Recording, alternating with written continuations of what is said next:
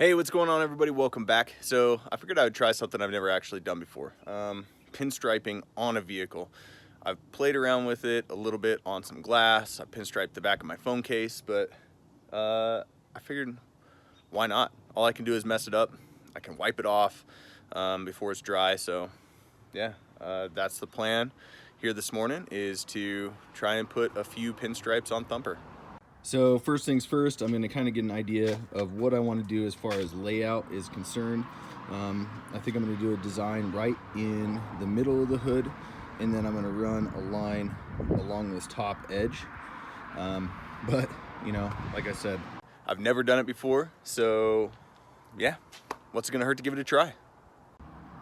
First things first, I'm going to use some wax and grease remover, wipe down the whole front of the truck here where I'm planning on actually doing the pinstriping, and then I'll lay out the design.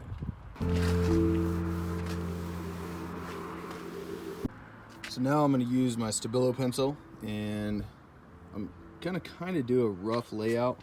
You know, a lot of guys will do stuff just freehand off the top of their head, as where I've never done this on a vehicle before. I figure if I can lay out like a basic grid or some lines to follow to get things, you know, straight and dialed in, might as well. So I've laid down a couple of lines so I can get my center line, that bottom line across. I'm not sure that I'm going to pull a line completely across the front of the hood. We'll see. I may just stick with the design right in the middle.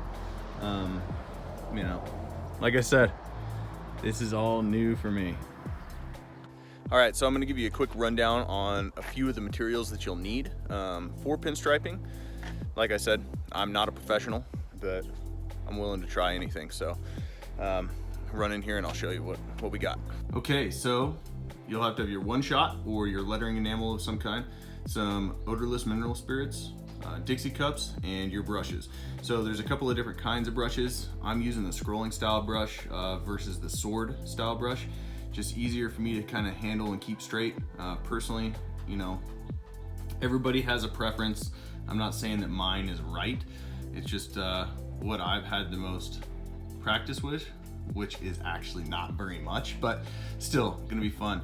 So my basic plan here is I'm gonna lay down black first, and then I'm gonna put the gray over the top of it to just kind of accent it. It'll be a really muted pinstripe, but you know, I think it'll look good on the truck, so let's get out there and give it a try.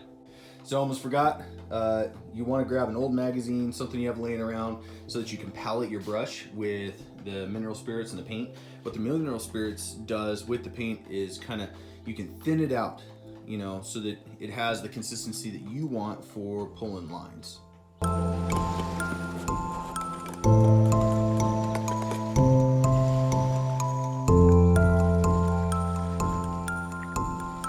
Okay, it's not perfect, but you know, I kind of like it. Got to let that tack up, and then I will put the gray over the top, and we'll kind of see how it looks.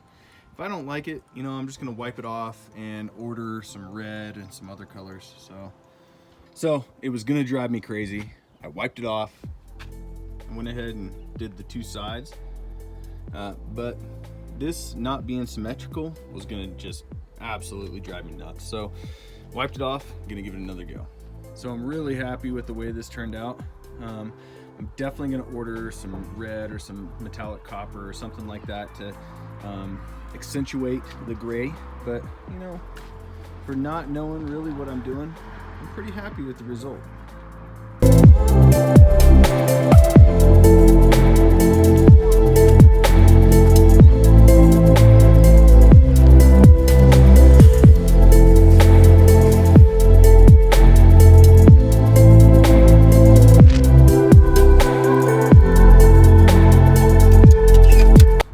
Accent on this side, a matching accent on this side, but you know, this is really my first attempt at doing it on a vehicle, and you know, only one way to get better, I guess, it's just by doing it. I'm really happy with the way it turned out. I know it's not perfect, but man, I like it.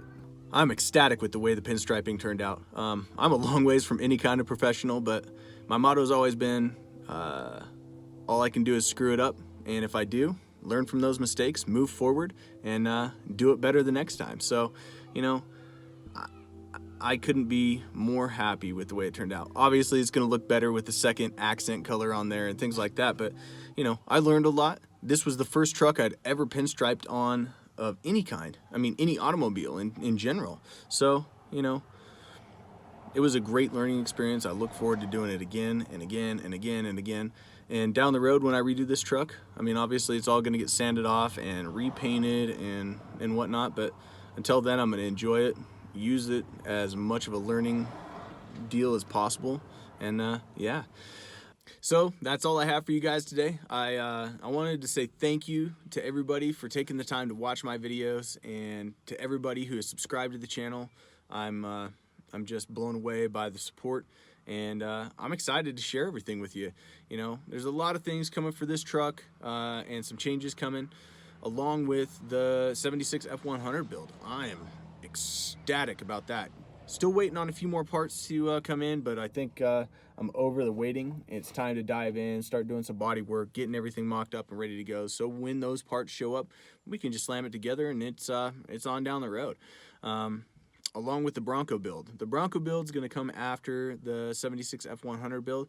I'm excited to do that as well. But yeah, thank you guys again. We'll catch you next time.